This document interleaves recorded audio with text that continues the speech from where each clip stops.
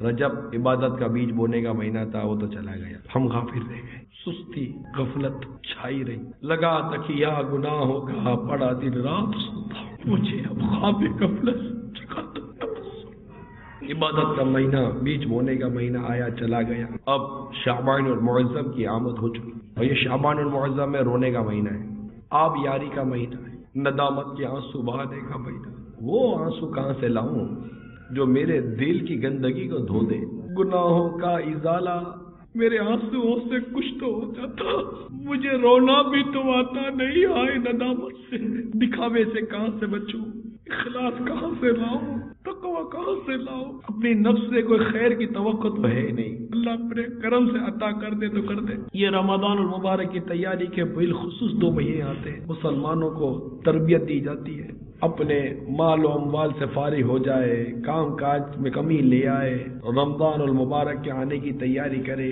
ہمارے اسلاف اپنے کاروبار کو ریڈیوس کر دیتے تھے، شعبان المعظم کے آتے ہی جس کو جو دینا تھا دے دیتے تھے، جن سے لینا تھا لے لیتے تھے، اور جیسے رمضان المبارک کی آمد ہوتی تھی مسجد میں آ کر بیٹھ جاتے تھے۔ مسلمانوں کا حال ہی عجیب ہے، جو دن قریب آئیں گے ہائے مال ہوئے مال، ہائے مال ہوئے مال کی تڑپ بڑھے گی۔ یہ عبادت کے مہینے ہیں، رجب المرجب، شعبان المعظم اور رمضان المبارک، مگر ہماری غفلت کی چادر ہے جو ہٹتی نہیں، دن بدن یہ چادر لمبی سے لمبی، لمبی سے لمبی، لمبی سے لمبی ہوتی چلی جا رہی ہے۔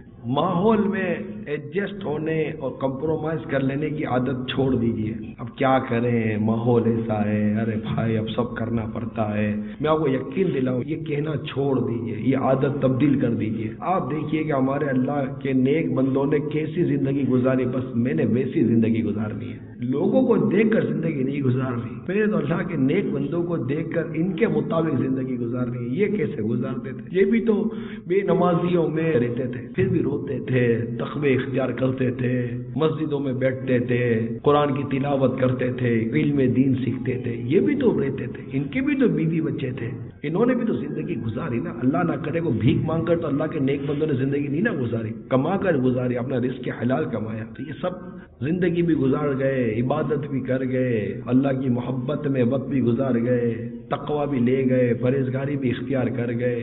آج ان کا نام لیتے تو ہماری زبان سے رحمت اللہ تعالیٰ علیہ نکلتا ہے کہ کاش ہمیں درست طریقے پر عبادت کرنے کی توفیق نصیب ہو جائے۔ جو گزرا سو گزر گیا، اب آنے والے ایام سنبھالیے، اپنے رب عز و جل سے توبہ کر لیجیے۔